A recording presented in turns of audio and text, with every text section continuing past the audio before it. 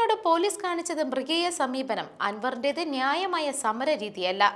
എന്നാൽ ഭീകരവാദികളെ പോലെ വീട് വളഞ്ഞ് അർദ്ധരാത്രിയുള്ള അറസ്റ്റിന്റെ കാര്യമുണ്ടോ? പൊതുമുതൽ നശിപ്പിച്ച വി ശിവൻകുട്ടി മന്ത്രിയാണല്ലോ.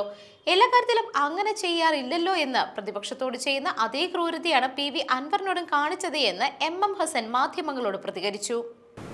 ആയിരുന്നില്ല. കാരണം ഒരു പൊതു ജനകീയ പ്രശ്നത്തിൻ്റെ പേരിലാണ് PV അൻവർ ഇന്നലെ പോയി ഫോറസ്റ്റ് ഓഫീസ് ആക്രമിച്ചത്. തീർച്ചയായിട്ടും അദ്ദേഹത്തിൻ്റെ സമരമാർഗത്തെ ഒരിക്കലും ന്യായീകരിക്കാൻ പറ്റില്ല.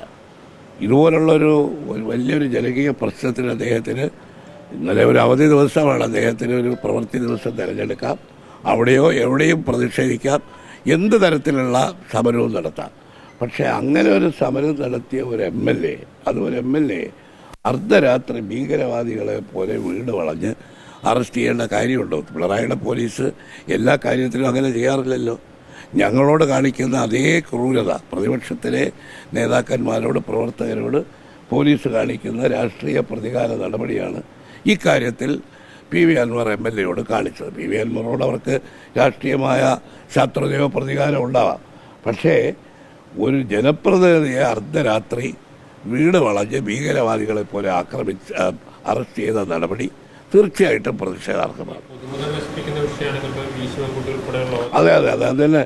പൊതുമുതൽ നശിപ്പിച്ച വി ശിവൻകുട്ടി മന്ത്രിയാണല്ലോ. അദ്ദേഹത്തോട് പോലീസ് ഈ സമീപനം എടുക്കില്ലല്ലോ. അവരുടെ എത്രയോ പൊതുമുതൽ നശിപ്പിച്ച DYFI പ്രവർത്തകരെ എത്ര സ്ഥാനോലിച്ചാണ് പോലീസ് അവരെ വിളിച്ചുകൊണ്ട് റിമൂവ് ചെയ്യുന്നത്. ഇത് പോലീസിൻ്റെ ഈ പിണറായിയുടെ പോലീസ് നയത്തിൻ്റെ ഭാഗമാണ്.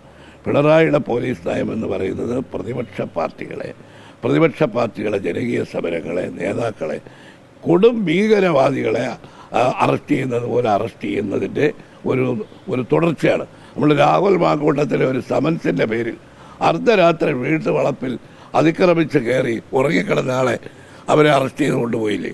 PV അൻവർ ചെയ്തത് ശരിയോ തെറ്റോ അതിനെയൊന്നും ന്യായീകരിക്കേണ്ട ബാധ്യതയൊന്നും ഞങ്ങൾക്കാർക്കുമില്ല.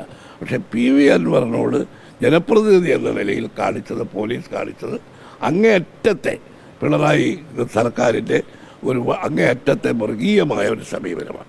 അതിനുള്ള പ്രതിഷേധം ഞാൻ പറയും. News desk മെഗ്നവിഷൻ.